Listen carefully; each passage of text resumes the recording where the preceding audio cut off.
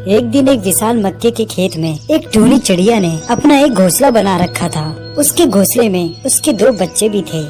सुनो मेरे बच्चों, मैं खाना ढूंढने जा रही हूँ। तुम दोनों अपना ख्याल रखना, मैं जल्दी खाना लेके आ जाऊंगी। ठीक है माँ। फिर टूनी चिड़िया खाना ढूंढने चली जाती है। तभी एक किसान आता है। वह अपने मक्के के खेत को देखकर बोलता है, अरे वाह वाह, मेरे मक्के तो पक चुके हैं, अब इनको काटने का समय आ गया है। ठीक है, मैं कल ही मजदूरों को अपनी फसल काटने के लिए बोलूँगा। किसान की यह बात टूनी के दोनों बच्चे सुन लेते हैं और घबरा जाते हैं। फिर कुछ ही देर में टूनी चिड़िया वापस आ जाती है। माँ, पता है किसान आया था। वह कह रहा था कि वह मजदूरों को अरे पहले तुम दोनों शांत हो जाओ। अब एक एक करके बताओ कि क्या समस्या है। माँ, पता है किसान आया था। वह कह रहा था कि वह मजदूरों को कल ही फसल काटने के लिए भेजेगा। अगर ऐसा हुआ तो माँ, हमारा घोंसला टूट जाएगा और हम बेघर हो जाएंगे और हमने अभी तक तो उड़ना भी नहीं सीखा।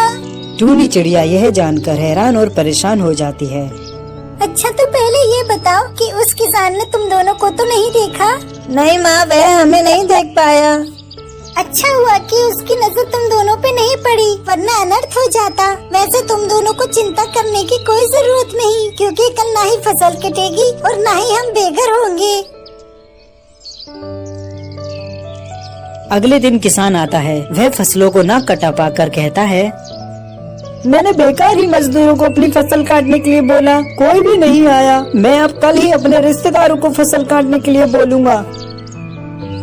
इतना कहकर वह किसान वहाँ से चला जाता है और टूनी चिड़िया के दोनों बच्चे उसे जाते हुए देख लेते हैं। तभी टूनी चिड़िया वापस आ जाती है। फिर छोटा चिड़ा अपनी माँ को किसान की सारी बात बता देता है।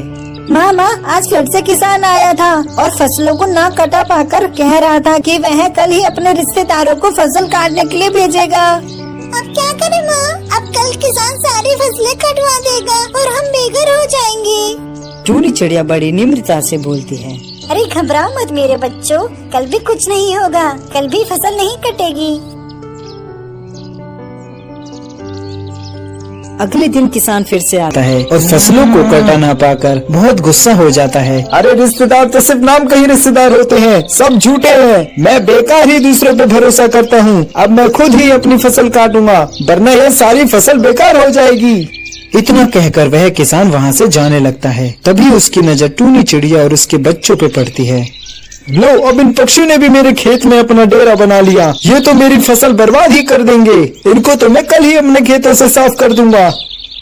इतना कहकर वह किसान वहाँ से चला जाता है। लेकिन अब टूनी चिड़िया काफी परेशान और चिंतित हो जाती है। सुनो मेरे बच्चों, अब तैयार हो जाओ, कल फसल जरूर कटेगी। अब हमें ये घोंसला छोड़कर दूसरे घोंसले में जाना पड़ेगा। हम कहाँ जाएंगे माँ? हम तो काफी छोटे हैं, हम उड़ भी नहीं सकते माँ। घबराओ मत मेरे बच्चों, मैं जल्दी कोई न कोई उपाय सोच लूंगी।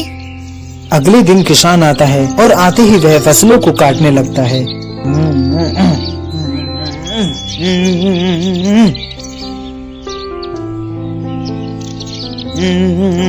कुछ ही घंटे में वह खेत की आधी फसल काट देता है। चलो, आज तो आधी फसल काट दी, बाकी की फसल अब कल काट दूंगा। बहुत थक गया मैं, चलो अब चलता हूँ। फिर किसान वहाँ से चला जाता है। फिर छोटा चिड़ा अपनी माँ से पूछता है, माँ, आपको कैसे पता कि आज ही किसान अपनी फसल काटेगा?